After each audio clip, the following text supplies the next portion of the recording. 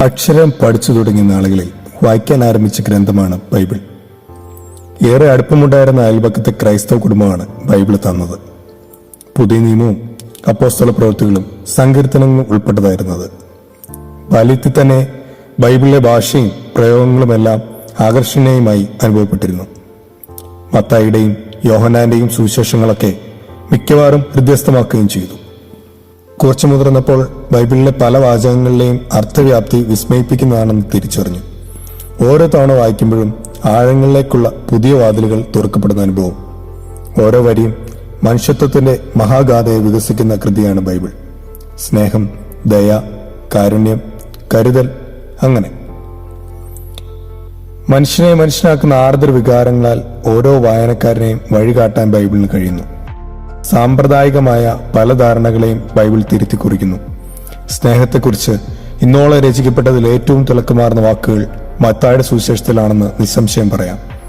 നിങ്ങളെ സ്നേഹിക്കുന്നവരെ തിരിച്ചും സ്നേഹിക്കുന്നതിൽ എന്ത് പ്രതിഫലമെന്ന ചോദ്യം സ്നേഹത്തെക്കുറിച്ച് പുതിയൊരു വീക്ഷണത്തിന് പിറവി നൽകുന്നു. സ്നേഹിക്കുന്നവരെ തിരിച്ചും സ്നേഹിക്കുന്നതിൽ വിശേഷിച്ചൊന്നുമില്ലെന്നും ചുങ്കക്കാരും ചെയ്യുന്നതാണെന്നും ബൈബിൾ പഠിപ്പിക്കുന്നു. ശത്രുക്കളെ സ്നേഹിക്കണമെന്ന്, ശപിക്കുന്നവരെ അനുഗ്രഹിക്കണമെന്ന്, വെറുക്കുന്നവർക്ക് വേണ്ടി നന്മ ചെയ്യണമെന്ന് ബൈബിൾ ഉദ്ബോധിപ്പിക്കുന്നു. അങ്ങനെ മാനവികതയുടെ മഹാഗീതമായി ബൈബിൾ വികസിക്കുന്നു.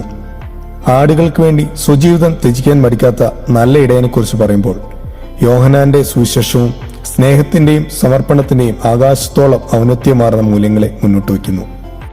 അടിച്ചമർത്തപ്പെടുന്നവരും പാർശ്വവൽക്കരിക്കപ്പെട്ടവരുമായ പതിതരെ ചേർത്ത് പിടിക്കണമെന്ന കാഴ്ചപ്പാട് കുട്ടിക്കാലത്തെ മനസ്സിലുറയ്ക്കാനും ബൈബിൾ വായന ഒട്ടൊന്നുമല്ല സഹായിച്ചത്. അധ്വാനിക്കുന്നവരും ഭാരം ചുമക്കുന്നവരുമായ പാവങ്ങൾക്ക് ആശ്വാസമേകുന്ന തത്വശാസ്ത്രം എന്ന നിലയിൽ കൂടി ബൈബിളിനെ അന്നേ തിരിച്ചറിഞ്ഞിരുന്നു.